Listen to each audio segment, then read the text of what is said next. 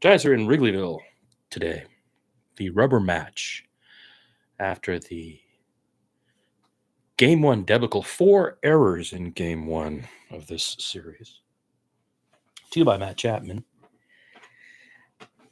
who led the team. Gappy Chappy. I think the lack of a rest day before travel might have had a significant impact on the guys. And, they went on that 17-day stretch, longest of the year, then had a day off, only one, then went down to San Diego for the brace, then without rest, back in town for, okay, mind you, the Rockies aren't very good, but it was still 4 games. And then no rest, straight to Chicago. So the Monday night game was chaotic.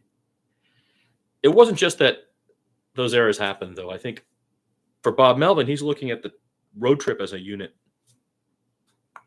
And he didn't want to use everybody all the time. Some decisions were made before leaving, including adding Kyle Harrison. We talked about that here, I think, on the Monday Morning Report or during one of the previous setups. So Kyle Harrison was in his back pocket, right? In case something happened. Like, what? An 11-inning game. Now, we used a lot of guys last night, but I think it was right. I like Bob Melvin for doing that. He's trying to see what the machine looks like. And when things slip up, they're glaringly clear who it is. In this case, it's Ryan Walker. And you're going to have to leave your egos outside, guys. The only way to improve is to admit exactly where the fault lay. And let's focus on that.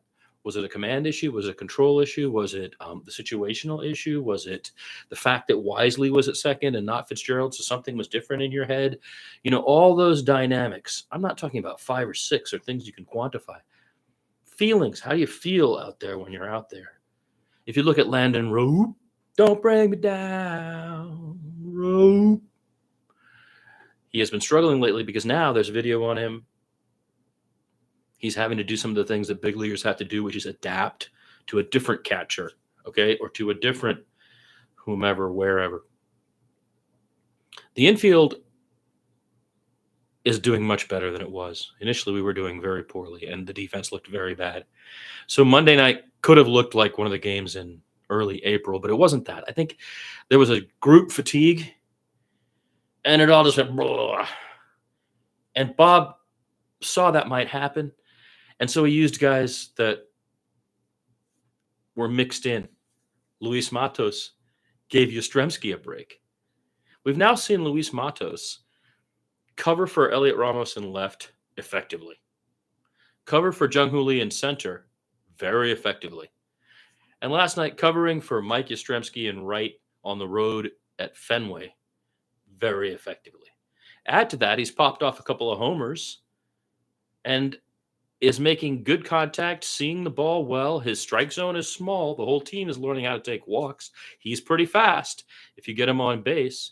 Luis Matos is proving to be an excellent outfield utility player for the Giants. So he's in last night. And then with Tyler Fitzgerald out after the fractured rib, it's a 10-day. He'll be back for the Diamondbacks series when we get back to town. This gives opportunities for Christian Koss, Brett Wisely, and it was Wisely's turn. And he had moments of really great things happen to him last night. He dropped a bunt as a sacrifice that scored a run. And then in the 11th, did it again. So twice this kid dropped bunts that were RBIs. He had a problem in the field that put a run on Verlander. It wasn't earned, but it put a run on him. And Wisely played well, but, here's a chance. Again, why is he in there? Koss had been playing. He'd been covering for Tyler because it's not just put the next man up. It's different. It's situational. And in this case, Bob Melvin is looking at the road trip. He's thinking about how tired they're going to be. He's going, if we're going to take a series here, which one can we toss in a way? I mean, that's not, I'm just saying, I'm talking at the managerial level, how to think about these kinds of situations, And he did that. So he had Luis Matos in there, Brett Wisely in there, and guess who? It was Christian Koss also. So all the main guys were getting rest, you know? Mike Yastrzemski was getting rest, you know? These are things that you can see with Melvin that I haven't seen with a lot of managers that are personality part of who this guy is that I can see in the way he manages. That's very admirable. It's definitely my style. It's the way I like things to be. And I'm excited about it. It results in some weird moments where like guys are doing things like, why'd you do that? But then you see the bigger picture. So I think that's kind of exciting. Which brings us to the rubber match today. If you are going to do that, then you got to win the series, right? So then he committed yesterday. He used a bunch of guys. He knew he had Kyle Harrison in his back pocket. So once the guys scored a couple, he was going to throw Harrison out there anyway, basically a starter who was going to be coming in the 11th inning. He had gotten his view at different members of the pen. You know, each of them has had a blow-up. Thursday night against the Rockies, we should have won that game. That game was lost by one guy, Tyler Rogers, in a way, right? Not in a way. You just got to say it. There's a reason they have a loss as a figure, right? A statistic. And last night, it would have been the loss after the blown save by Ryan Walker.